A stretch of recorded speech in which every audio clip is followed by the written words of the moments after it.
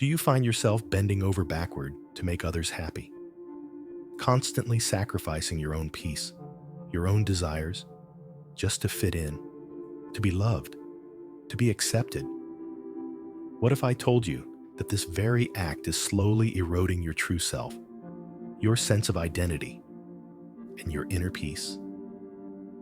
What if I told you that the more you try to please others, the further you stray from your own soul's true path?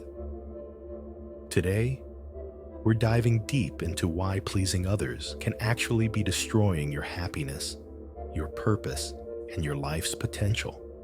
For as long as humans have existed, the desire to be loved, accepted, and valued has been embedded deeply within us. From childhood to adulthood, we've been conditioned to seek approval from others, whether it's from our family, peers, or society at large. The need for approval and the fear of rejection can push us to shapeshift, to alter our behaviors, to mold ourselves into what others want us to be. However, this very urge to please others can be silently poisoning our spirit. And if we're not careful, it can take a toll on our mental health, our relationships, and ultimately our sense of self-worth. Carl Jung, one of the greatest minds in psychology, explored this very concept. His understanding of the human psyche was profound and transformative, teaching us that the key to mental and emotional health lies in embracing our authentic selves. As Jung famously said, the privilege of a lifetime is to become who you truly are. But how can we truly become ourselves when we are constantly worried about what others think of us? How can we cultivate our true essence when we are more concerned with fulfilling the expectations of others? Let's take a closer look at why the habit of pleasing others is slowly destroying us, and how embracing our true selves can set us free. We've all heard the phrase, "You can't please everyone." But what does this mean in a deeper psychological sense? The truth is, we are social creatures, and the need for acceptance is hardwired into our psyche. However, when we place others' needs, desires, and expectations above our own, we begin to lose ourselves. Jung described this phenomenon as the creation of a false self or persona, a mask we wear to present ourselves in a way that garners approval from others. In his words, the persona is that which in reality one is not, but which oneself, as well as others, think one is. When we make the pursuit of external validation the foundation of our lives, we are essentially building our identity around the expectations of others. We begin to bury our true feelings, desires, and instincts under a facade of what we believe people want from us. This becomes a vicious cycle. The more we try to please, the further we drift from our own authenticity. Psychologically, this creates a sense of inner conflict. On one hand, there's the part of us that craves the approval and acceptance of others. On the other hand, there's our true self, yearning for expression, for authenticity.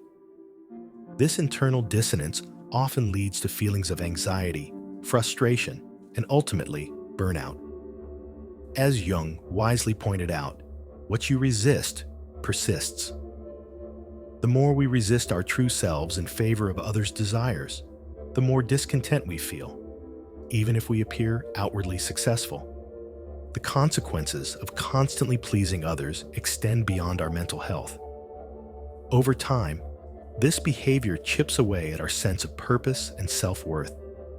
We begin to question our own values, our own desires, and our own capabilities. This is where the shadow self comes into play. Jung described the shadow as the part of our psyche that consists of everything we reject or repress, including the aspects of ourselves that don't align with societal norms or expectations. In our efforts to please others, we often reject the parts of ourselves that don't fit the mold, the parts that make us unique. When we ignore these aspects of ourselves, we risk living a life that is not truly our own. We become disconnected from our deeper desires, the things that truly bring us joy and fulfillment. Instead of following our own path, we follow a script written by others. And in the process, we lose touch with the person we were meant to be. Jung's perspective is a wake-up call. The most terrifying thing is to accept oneself completely. Accepting ourselves means acknowledging both the light and the shadow within us. It's about embracing our imperfections, our quirks, and our desires without fear of judgment. It's about shedding the mask we wear for others and stepping into the fullness of who we are without apology. At the heart of our desire to please others is a deep-seated fear of rejection. The fear that if we don't conform to others' expectations, we'll be left alone, unloved, or unimportant. This fear is not only irrational, but also incredibly limiting. It traps us in a cycle of self-sacrifice, where we prioritize the happiness and approval of others over our own well-being. Jung understood this fear all too well. He spoke about the importance of integrating the unconscious with the conscious self. In other words, to truly be free, we must confront the aspects of ourselves that we fear the most, our insecurities, our flaws, and our vulnerabilities. Only then can we transcend the need for external validation and find inner peace.